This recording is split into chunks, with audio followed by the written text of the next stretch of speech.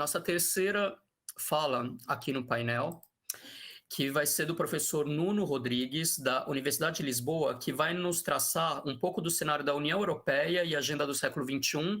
Então, é com muita honra que recebemos o professor Nuno aqui, que, no caso, tanto Rafaela quanto eu conhecemos através de um curso que a gente fez na Fundação Getúlio Vargas. Então, uma presença, vamos dizer, inspiradora também. Professor Nuno, a palavra está consigo. Muito obrigado. Eu começo por cumprimentar aí os meus amigos do Brasil e por pedir desculpa pelo meu sotaque de Portugal e, portanto, às vezes fica meio difícil para aí no Brasil ouvir em português com sotaque de Portugal. Depois, enfim, a hora é tardia e estou em Lisboa e em Lisboa é quase meia-noite e, portanto, já vai longo o dia para mim, estou um pouco cansado, mas entusiasmado de estar aqui convosco.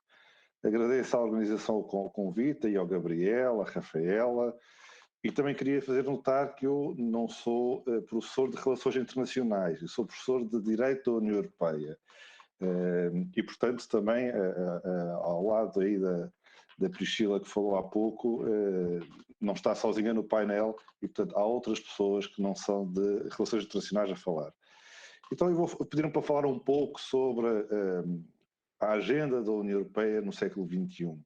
Eu trago aqui alguns slides até para ficar mais fácil a minha apresentação e para perceberem com o meu sotaque de português. Eu vou partilhar os slides, se me permitem, aqui de Lisboa, porque fica mais fácil para fazer esta gestão e, portanto, se não estiverem a ver, pedia que me avisassem. Eu creio que todos estão a ver, mas se por acaso não estiverem a ver, pedia que me avisassem. Bom, falamos sobre a pandemia e o papel da Europa no pós-pandemia, como é que a União Europeia se vai projetar agora. Eu creio que há aqui desafios que temos que colocar e que se colocam aqui na Europa. Se antes da pandemia e da crise do Covid-19 falavam em muitos autores, Paul Krugman, por exemplo, de uma hiperglobalização, nós, enfim, pensávamos que vivíamos numa aldeia global em que podíamos ter a China como fábrica do mundo. A verdade é que a pandemia mostrou-nos que não podemos depender de certas regiões do mundo, como sejam a China. E, portanto, podemos falar eventualmente numa desglobalização. Será que há aqui, então, uma crise da globalização e da governação global? Essa crise ficou à vista não apenas por causa do Covid-19, mas também devido às estratégias seguidas por alguns países, em particular os Estados Unidos da América, de se isolarem do mundo e de outros de assumirem cada vez mais políticas protecionistas. Essas políticas protecionistas também estão de alguma forma à vista num cenário pós-Covid. Muitos países procuram reindustrializar-se, fazer o que se chama de produção de bens estratégicos nearshoring, portanto, mais próximo dos locais de consumo. A União Europeia também está a procurar reindustrializar-se. Percebemos todos que, de facto, há uma excessiva dependência da China. Ainda há pouco falava o Renato sobre o transporte, o custo de transporte da China para a Europa e para o Brasil, que cresceu exponencialmente. E, portanto, aqui na Europa, das estratégias da União Europeia traduz-se na tentativa de reindustrializar a Europa. Mas, curiosamente, também agora estamos a dar conta que até ao nível dos recursos naturais e dos componentes dependemos da China. Vejam o que se passa com a crise de chips a nível mundial, que está a paralisar a indústria. Por exemplo, na Europa está a paralisar a indústria automóvel. A Europa tem uma indústria automóvel muito forte, não é? Marcas como a BMW, a Mercedes, a Renault, e todas dependem hoje em dia dos chips que vêm da China. E, portanto, também aqui o Covid e a crise Covid pôs à vista, de facto, este problema causado pela globalização. E, portanto, agora temos que pensar o que é que vai acontecer depois disto. Teremos uma nova ordem económica multipolar, claramente, também foi referido na intervenção inicial, assiste-se a uma deslocação do centro económico da União Europeia, dos Estados Unidos para a Ásia voltam a ser o epicentro a nível mundial da economia, o que está a preocupar a União Europeia. A União Europeia percebe gradualmente que está a perder a sua influência económica no mundo e não a quer perder. E, portanto, começam a emergir novos blocos económicos regionais em que claramente a Europa perde o fulgor que já teve no passado em benefício da Ásia. E aqui coloca-se o problema da relação entre a União Europeia com os Estados Unidos da América, como é que essa relação vai ser no futuro.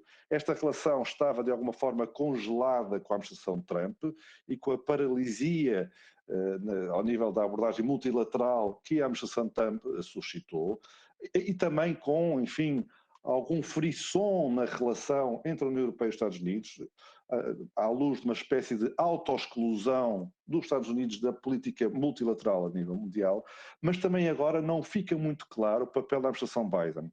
A saída do Afeganistão foi um pouco caótica, não causou boa impressão na União Europeia. O acordo recente de ontem, o acordo de segurança entre os Estados Unidos da América, o Reino Unido e a Austrália, a propósito da possibilidade de submarinos nucleares fazerem a patrulha no Pacífico, não caiu bem à União Europeia, em particular à França, e a União Europeia aqui funciona a uma só voz, e portanto, havendo interesse, e reparem, a França tem territórios na Oceania e portanto na zona do Oceano Pacífico, e este acordo causou algum melindre, porque foi celebrado nas costas da União Europeia, e portanto a administração Biden, que parecia estar a reconstruir estas relações com a União Europeia, agora vê-se num momento de alguma tensão e vamos ver como é que isto vai culminar no futuro, ainda que eu diria, na minha opinião, que as relações com a União Europeia da administração Biden serão sempre muito melhores do que aquelas que eram da administração Trump. Por outro lado, há desafios que se colocam na Europa, mas também a nível mundial, a propósito da cooperação internacional pós-Covid. É preciso, e já disse isto em conferências anteriores, revisitar a história e perceber que a solução esteve sempre numa abordagem multilateral, a vários níveis, nomeadamente a nível do comércio internacional, mas também da solução de paz que se trouxe ao mundo, por exemplo, na sequência da Primeira Grande Guerra, vejam a criação da Sociedade das Nações, na sequência da Segunda Grande Guerra, vejam com a criação da Organização das Nações Unidas e com os acordos de Bretton Woods, que deram origem ao Fundo Monetário Internacional, ao Banco Mundial e depois ao GATT, que veio a culminar na Organização Mundial de Comércio. Essa também, novamente, um pouco paralisada nos últimos anos. Mas a abordagem multilateral foi sempre a chave do problema, a chave da solução e nunca o problema.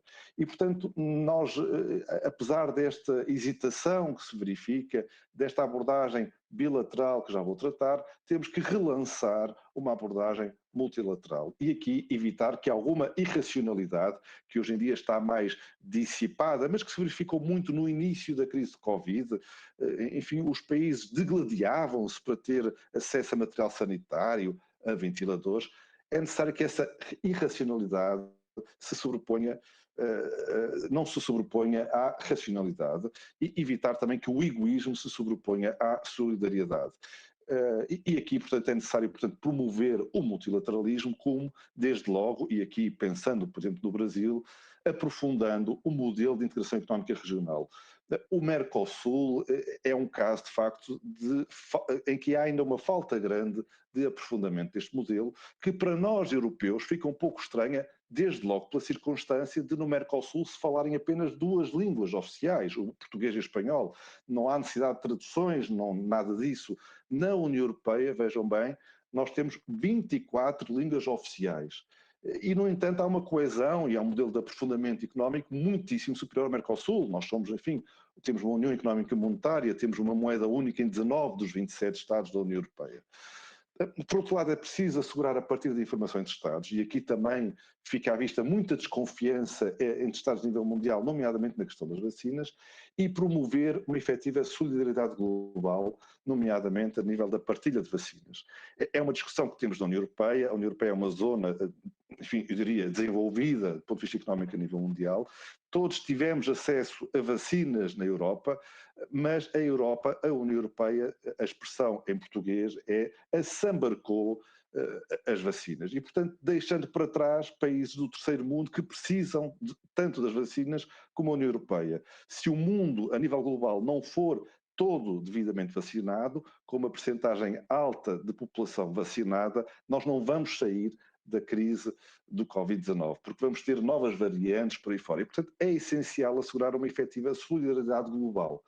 E, portanto, aqui na União Europeia tem-se vindo um pouco na tensão entre, por um lado, a consciência de que é preciso partilhar vacinas com países que não têm acesso às mesmas, mas, por outro lado, também assegurar a proteção da população europeia. Garantir o acesso universal à tecnologia, isto é uma questão que também esteve por trás de alguma diluição do impacto causado pela crise, porque todos conseguimos, e vejam que estamos aqui agora nesta conferência transatlântica a falar, beneficiar da tecnologia para atenuar os efeitos da crise do Covid-19. Nós tivemos no século XX, no início, uma gripe, a gripe espanhola, que dizimou muita da população europeia, não havia tecnologia e, portanto, a economia sofreu drasticamente, muitíssimo mais do que os nossos dias. E, portanto, ficou à vista a relevância da tecnologia e a importância de se garantir o acesso à tecnologia. Porque, parem, nós aqui somos, de alguma forma, privilegiados. Estamos todos com computadores, mas há pessoas que não têm acesso a esses computadores. E é também para isso necessário relançar o papel das organizações financeiras internacionais. Novamente, a administração Trump aqui tinha paralisado, congelado este papel. Vejam, por exemplo, o caso da Organização Mundial da Saúde, mas com a administração Biden, porventura, ele será relançado. A União Europeia, a nível do comércio internacional, hoje em dia, e nesta lógica da agenda do século XXI, passou a assumir uma postura mais agressiva, e chamo-lhe assim, da União Europeia. Até, digamos, há 10 anos atrás, a União Europeia era considerada uma espécie de anjo branco do comércio internacional. Não tinha, podemos dizer, medidas protecionistas em rigor, procurava muito assegurar o funcionamento do nosso mercado interno dentro da União Europeia. Temos 27 Estados, eram 28, o Reino Unido saiu, como sabem, mas aquilo que se assiste nos últimos anos, a minha interpretação é que a União Europeia tem assumido uma postura mais agressiva no sentido de retaliar países que assumam políticas protecionistas e, portanto, de procurar assegurar uma lógica de reciprocidade no comércio internacional. Isso passa também por uma abordagem bilateral por parte da União Europeia, que perante a paralisia de uma abordagem multilateral, perante a paralisia da Organização Mundial de Comércio, da Ronda de Doha e até do órgão de resolução de litígios da OMC, a União Europeia tem desenvolvido uma rede de engenharia paralela chamada de acordos bilaterais de nova geração, de que são o exemplo o CETA, o Comprehensive Agreement com o Canadá, o JETA, com o Japão, há outros com o Vietnã, acordos a ser negociados com a Índia, ou o conhecido também aí do vosso lado, Acordo da União Europeia-Mercosul, que está em processo de ratificação. Já vou referir lateralmente aqui o Acordo da União Europeia-Mercosul. Mas, paralelamente ainda, a União Europeia tem aprovado instrumentos legais na União Europeia que procuram assegurar essa reciprocidade no comércio mundial e assumir essa postura mais agressiva, de que são exemplos o IPI, o International Procurement Agreement, que é, no fundo, um regulamento que diz que na contratação pública, nas licitações, nas compras governamentais, caso se verifique que um país é protecionista, um país terceiro, a União Europeia poderá retaliar relativamente aos concorrentes desse país que se apresentem em licitações, em concursos na União Europeia. Dito de outra forma, caso se verifique no Brasil as licitações públicas são protecionistas para empresas brasileiras, a União Europeia poderá impedir ou limitar o acesso a empresas brasileiras às licitações públicas na União Europeia. Um regulamento sobre screening no Foreign Direct Investment, o investimento direto estrangeiro, e outro ainda, que está aqui mais no final, sobre subsídios estrangeiros. Estes dois regulamentos muito a pensar na questão do investimento chinês na União Europeia. A China tem políticas muito protecionistas ao nível da concorrência, ao nível do investimento direto estrangeiro, escrutina, fiscaliza, verifica o investimento que entra no território chinês, e a União Europeia não tinha um acordo, um regulamento que permitisse essa reciprocidade.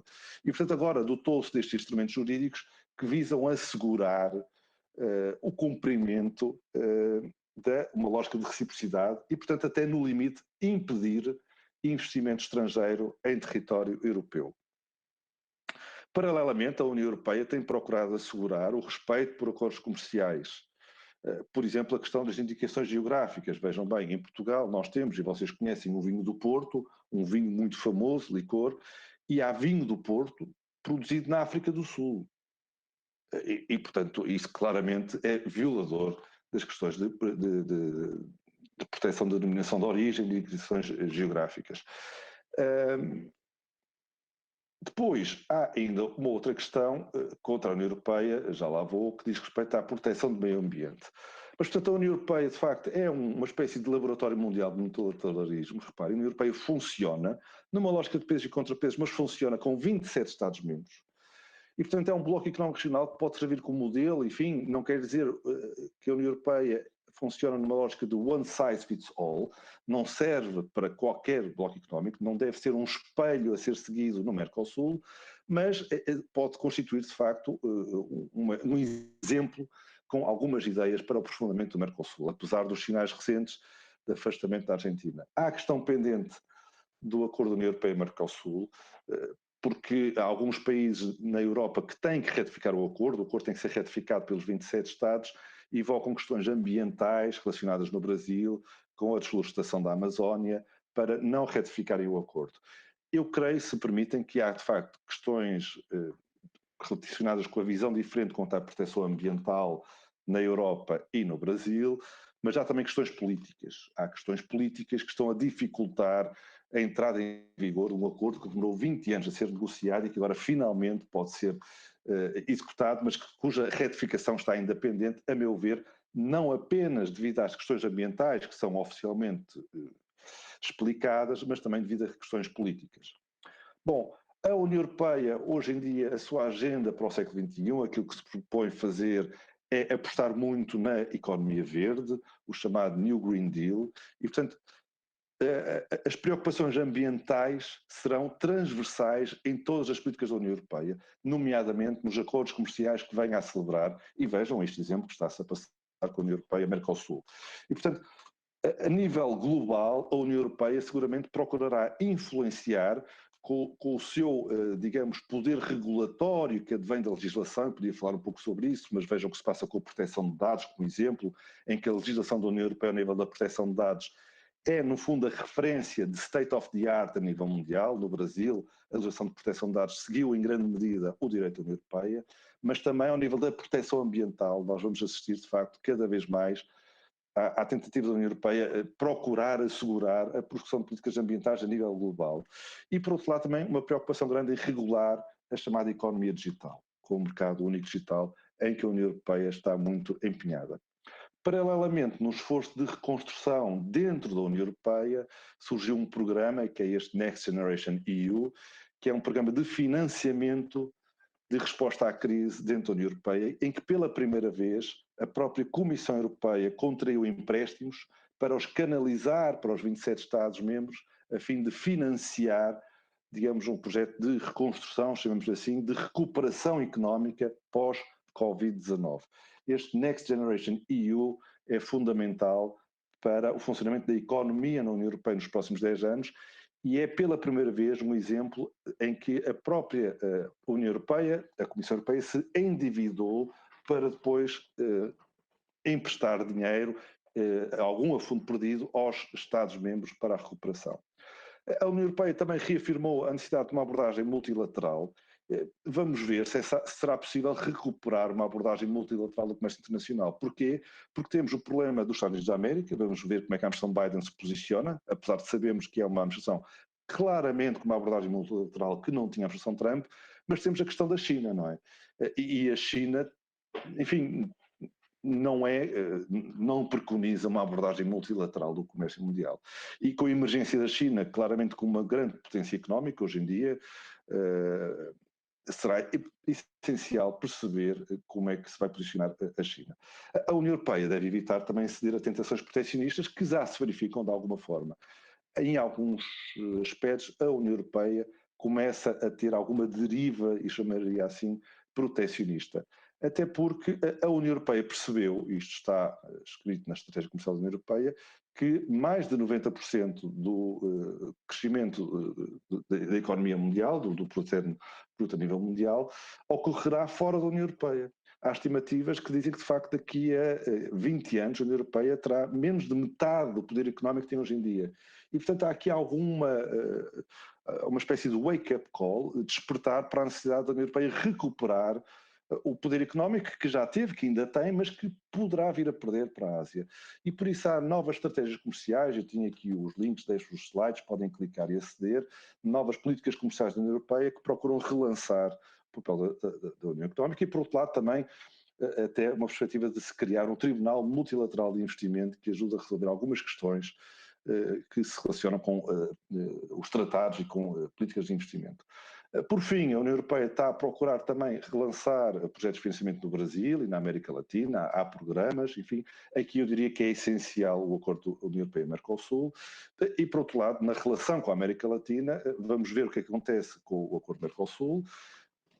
Eu diria importante também aprofundar o Mercosul, até para que surja um parceiro de confiança com estabilidade de diálogo com a União Europeia, que não seja apenas o Brasil, mas seja um bloco económico, porque os blocos económicos regionais vão ser, de facto, muito relevantes para o futuro. Sozinho tem um poder económico gigante, muito grande, é 80% do Mercosul, mas com o aprofundamento do Mercosul poderá ainda ganhar mais o Brasil. E nessa medida será importante clarificar os parceiros estratégicos com os quais o Mercosul se vai posicionar, com a China, com os Estados Unidos da América, com a União Europeia, com todos. Aprofundar essa relação e, a meu ver, já foi referido hoje, a tecnologia 5G funcionará como um case study das relações internacionais futuras. Porquê? A administração Trump impediu o acesso da empresa chinesa Huawei, que é, enfim, uma das empresas mais conhecedoras dessa tecnologia, que dominam melhor e que têm know-how da tecnologia 5G. Na Europa aceitamos a Huawei.